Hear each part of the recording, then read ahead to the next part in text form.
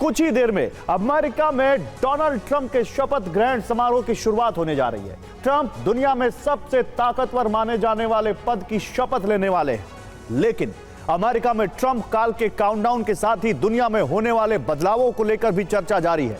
सबसे बड़ा सवाल है कि रूस यूक्रेन युद्ध का क्या होगा। क्या ट्रंप यूक्रेन में सीज फायर करा सकेंगे? अमेरिका में होने जा रहे सत्ता परिवर्तन के बीच युद्ध में किसी तरह का बदलाव नजर नहीं आ रहा है। ज़ेलेंस्की लगातार रूस में हमले कर रहे हैं और रूस में धमाकों का दौर जारी है। अमेरिका में सत्ता परिवर्तन, लेकिन रूस यूक्रेन युद्ध की रफ्तार में कोई बदलाव नहीं। अमेरिका में बाइडेन की जगह ट्रंप, लेकिन पुतिन और ज़ेलेंस्की के अभियान में परिवर्तन नहीं।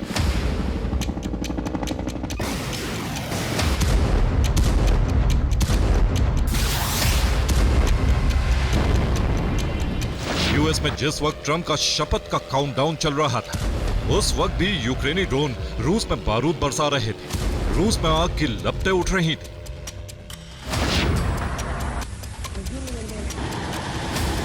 जंग थमेगी या नहीं, ये तो आने वाला वक्त बताएगा, लेकिन मौजूदा दौर में घमासान तेज है।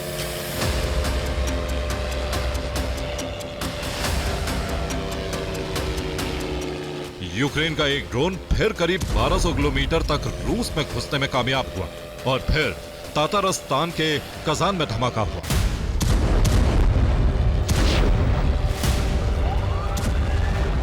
यूक्रेन के टारगेट पर एयरक्राफ्ट की फैक्ट्री थी। फैक्ट्री में रूस के बॉम्बर का प्रोडक्शन होता था।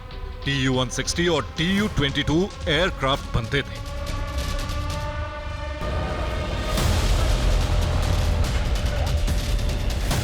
यूक्रेन का ड्रोन जिस इलाके में पहुंचा वो एक बेहद सुरक्षित इलाका है, लेकिन सुबह यहां कई धमाके हुए।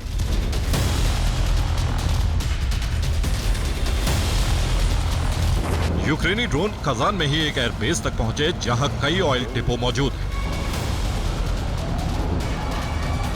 रूस सभी ड्रोन को मार गिराने का दावा कर रहा है, लेकिन तस्वीरें दावों पर सवाल उठा रही हैं।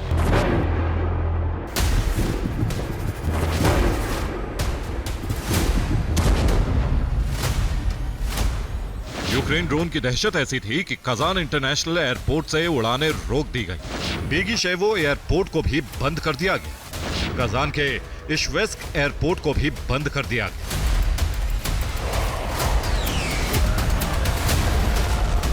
बीस जनवरी को इन हमलों से ठीक पहले 18 जनवरी की रात को यूक्रेन ने 2 रूसी ऑयल डिपो पर हमला किया था।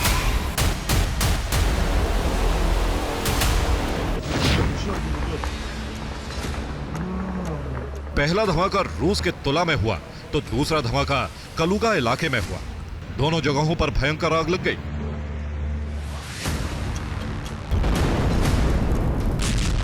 ऐसे हमलों का सिलसिला रूस में एक हफ्ते से जारी है। यूक्रेन रूस को आर्थिक तौर पर बहुत बड़ा नुकसान पहुंचा चुका है।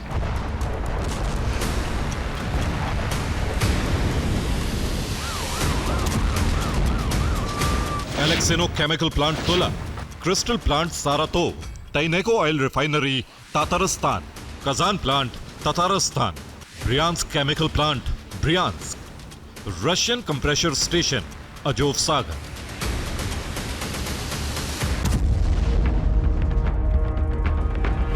ये तमाम ठिकाने यूक्रेनी ड्रोन से नष्ट हो चुके हैं। कुर्स्क में रूस जिस तरह से खुद अपनी जमीन जला रहा है, ठीक उसी तरह यूक्रेन भी डोनेस्क में लगातार हार और कब्जे के डर से अपनी जमीन जलाने लगा है।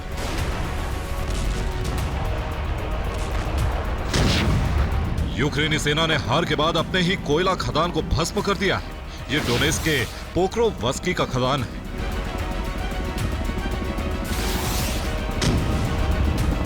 यहां यूक्रेनी फौज ने मोर्चा छोड़ने से पहले कोयले के खदान को भस्म कर दिया।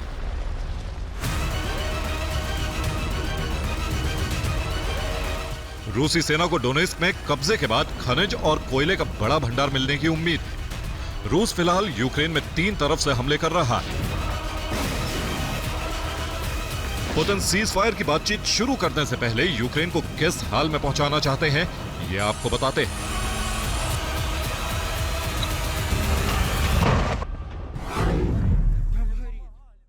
तो रिपोर्ट्स के मुताबिक पुतिन चाहते हैं कि पूर्वी यूक्रेन में रूस का प्रशासक हो और उसे स्वायत्तता दी जाएगी। ये वही डोनबास का इलाका है जहां लुहांस्क, डोनेस्क है।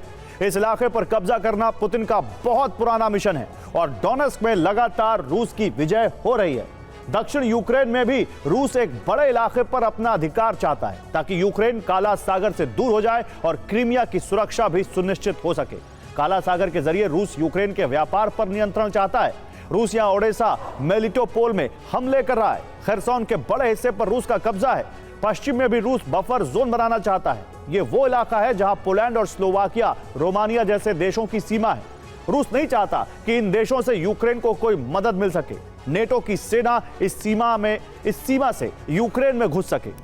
अगर पुतिन की शर्तें मानी गई तो तस्वीर कुछ ऐसी होगी। यूक्रेन के 3 तरफ रूस की सेना तैनात रहेगी। यूक्रेन एक छोटे से इलाके में सिमट जाएगा। रूस चाहता है कि यूक्रेन कभी नेटो में शामिल ना हो। इसके लिए कानून बने, यूक्रेन में ना सेना हो और ना ही हथियार रहें। यूक्रेन की सुरक्षा की जिम्मेदारी रूस के हवाले की जाए।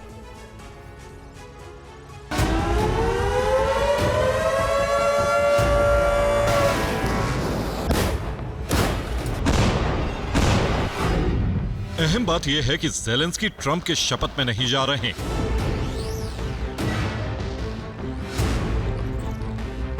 ज़ेलेंस्की ने घरेलू काम का हवाला दिया है, लेकिन सवाल उठ रहे हैं कि युद्ध काल में 35 देशों की यात्रा कर चुके ज़ेलेंस्की ट्रंप के शपथ से खुद को दूर क्यों रख रहे हैं।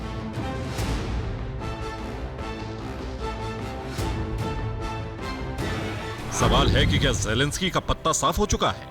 क्या यूक्रेन में पुतिन समर्थित सरकार बनेगी? क्या ज़ेलेंस्की यूरोप के भरोसे यूएस से दूर होंगे?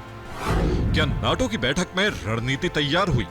क्या ब्रिटेन, फ्रांस और जर्मनी युद्ध को आगे बढ़ाएंगे? पुतिन को अब यूक्रेन में ज़ेलेंस्की सरकार भी मंजूर नहीं है। पुतिन यूक्रेन में तख्ता पलट कराने की कोशिश में है। ट्रंप रूस की सभी शर्तें मान लेंगे ये मुश्किल लगता है, क्योंकि युद्ध में कई नाटो देशों के हथियारों का इस्तेमाल हुआ।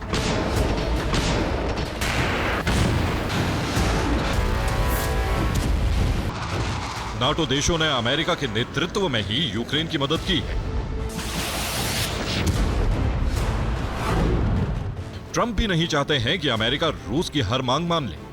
युद्ध में अमेरिका की हार का संदेश जाए। रोमानिया, पोलैंड के करीब रूसी फौज पहुंचे।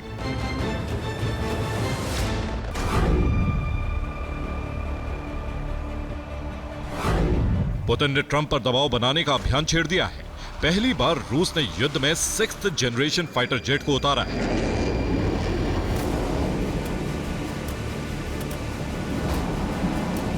पहली बार रूसी सेना ने दक्षिणी यूक्रेन में सुखोई 57 से बमबारी की है।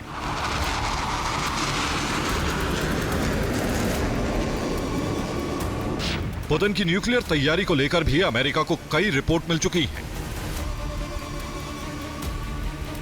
ट्रंप खुद एक आक्रामक तेवर के नेता है और माना जा रहा है कि युद्ध विराम के नाम पर ट्रंप कभी भी रूस की दादागिरी को हावी नहीं होने देंगे।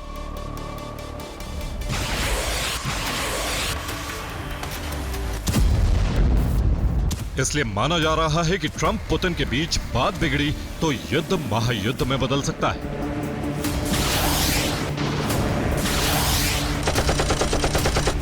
उम्मीद की जा रही है कि ट्रंप शपथ के बाद ही बड़े फैसले लेंगे। ट्रंप की टीम क्रेमलिन से संपर्क कर चुकी है। 48 घंटे के भीतर पुतिन ट्रंप की बात होगी।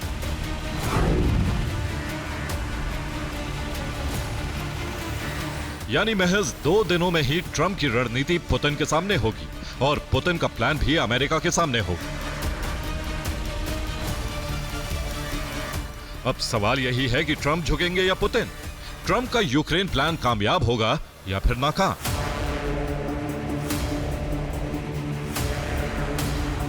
दो महाशक्तियों का तालमेल किन शर्तों पर बन सकेगा? Bureau report, TV9 Bharatvarsh.